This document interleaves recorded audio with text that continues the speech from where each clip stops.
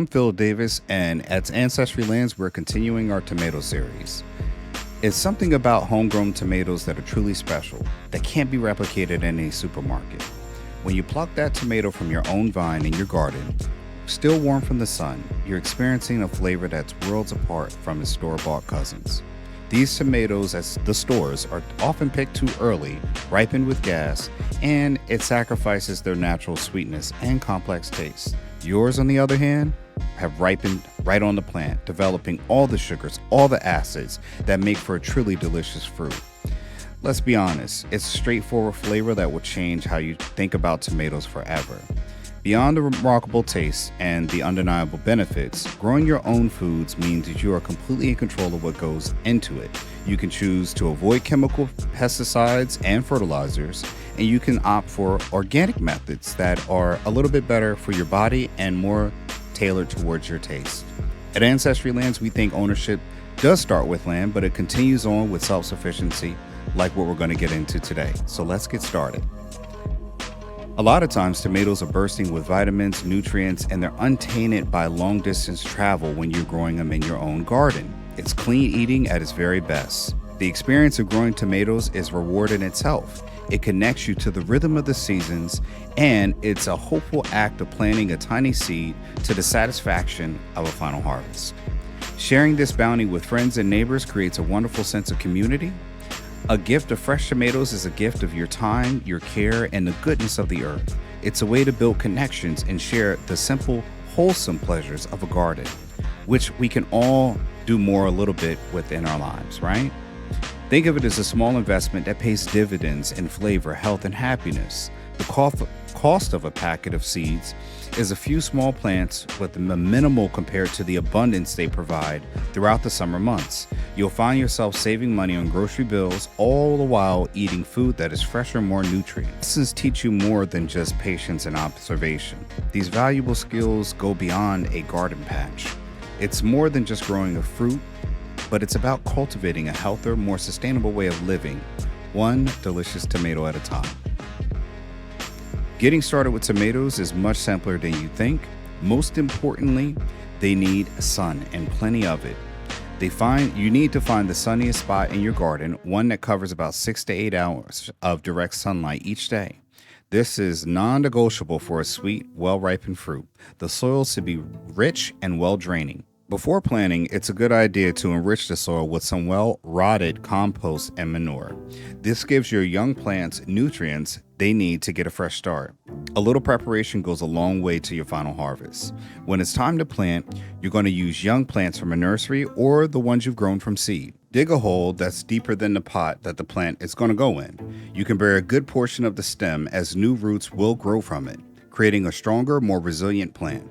This is a wonderful trick for tomatoes. Space your plants about 2 feet or 24 inches apart to ensure they have a good air circulation, and it prevents the spread of diseases like blight. A little room to breathe is essential for a heavy plant, and you don't want to overcrowd them. Watering is the next part that's crucial. When done correctly, they prefer, tomatoes that is, constant moisture, so aim for deep, regular watering rather than just shallow splashes. It's best to water at the base of the plant directly into the soil to avoid getting the leaves wet. Wet foliage, especially overnight, can encourage fungal disease to take hold. A good soak, about once or twice a week, depending on the weather, is usually sufficient. Feel the soil. If it's dry a few inches down, it's time to water that thing. Consistency is the key to preventing problems like split fruit or blossom end rot. Finally, think about support. Most tomato varieties, depending on the types, are known as indeterminates, which means they need some help to stay upright. A simple stake or a sturdy cage or a trellis will do the job perfectly. Installing support when you plant will avoid damaging the roots, so do that first. Later on, as the plant grows, you gently tie to the main stem or use a clamp, and it keeps the fruit off the ground where it might rot or be eaten by pests. This improves the circulation of the entire plant. A little support does go a long way. As in life, some companions are better than others. Companion planting is an age-old practice of growing certain plants together for their mutual benefit. For tomatoes, one of the best friends you can have is basil, contrary to belief. This culinary classic pairing is a great partnership for the soil, as basil is believed to repel common pests like thrips or hornwicks. Some of the gardeners swear by it. It even improves the tomato's flavor. Another excellent neighbor is marigolds. These beautiful flowers have a scent that deters nematodes, tiny soil pests that can get into your roots. Other helpful plants to grow near your tomatoes include carrots, onions, and garlics. Carrots help loosen the soil and make it easier for the tomato roots to grow deep. Onions and garlics release compounds that can help deter pests like aphids and spider mites. It is known to deter tomato hornwicks as well and attract beneficial pollinators like bees, which can help the overall health of your garden. Planting these helpful friends among your tomato plants creates a balanced, small ecosystem where the plants work together and thrive. Just as they are friends, they are also foes sometimes. Certain plants can hinder your tomatoes' growth and make them susceptible to problems. One of the most important plants to keep away from your tomatoes is anything in the Brassica family, such as broccoli, cabbage, or cauliflower. These plants inhibit the growth of your tomatoes. Another plant to avoid, corn. It attracts the very same pests that love to feast on tomatoes, including the tomato fruit worm. Planting them together can be a big mistake, inviting a lot of trouble for unwanted visitors in your garden.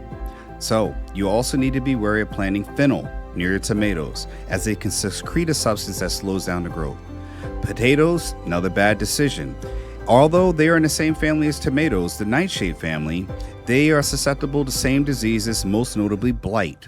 Planting them in close proximity means one gets sick, well, everybody else is going to follow. Keeping these plants at a distance can give your tomatoes the best chance to grow strong and healthy, free from unnecessary competition and shared ailments. Now, the moment of your harvest is the true reward for all your efforts. Knowing when to pick is simple. A ripe tomato will have developed its fruit deep in color and will feel slightly soft when you go and squeeze it. You should just come right off the vine when you do just a little twist, a clear sign it's ready. You'll find yourself with a glut of tomatoes. Don't worry, there are many wonderful ways to preserve them, and we have videos on how to do that too as well. You can pickle them, red tomatoes in brine, vinegar, water, and sugar, and some spices. It's a great way to capture that tangy, fresh flavor. Another way to preserve your harvest is by making a rich, concentrated tomato paste.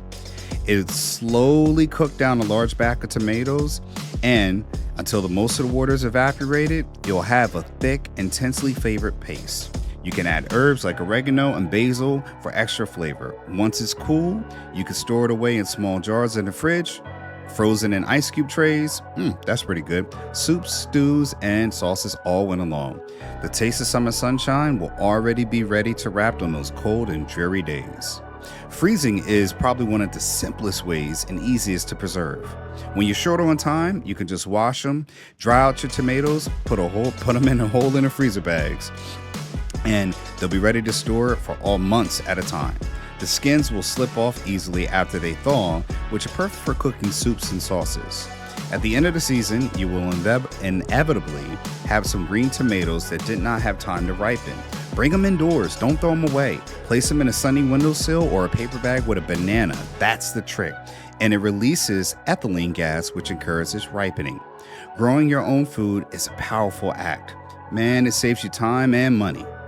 This knowledge you can share with friends and your community at large, and it forms a wealth of information that can be passed down through generations and to your neighbors. It's a connection to the earth and a step forward that brings a more resilient, fulfilling life. Trust me, we believe in building this kind of lasting well-being. If you enjoyed these tips, please subscribe to our channel, like this video, and follow us for more guidance in Ancestry Lands. That's it, folks. You can go to Ancestry Lands to start owning property today with payments starting at $250 a month, no credit checks, and owning land has never been easier. It's time to build your land portfolio one property at a time. We help you to get dollars from dirt and build generational wealth by owning small plots of affordable vacant land. Contact us to learn more. Oh, and speaking of dollars from dirt, I also wrote a book about investing in land for you readers out there. My book, Getting Dollars from Dirt, A Beginner's Guide to Vacant Land Investing, is on Amazon. The link is in the description section below. Inside, you'll learn simple, easy to read insights that will have you understanding why you should own land today. For more tips and tricks, subscribe for updates, comment below, and let us know what you enjoyed about this video. Thanks for watching, and I'll see you in the next one. And remember, like and subscribe.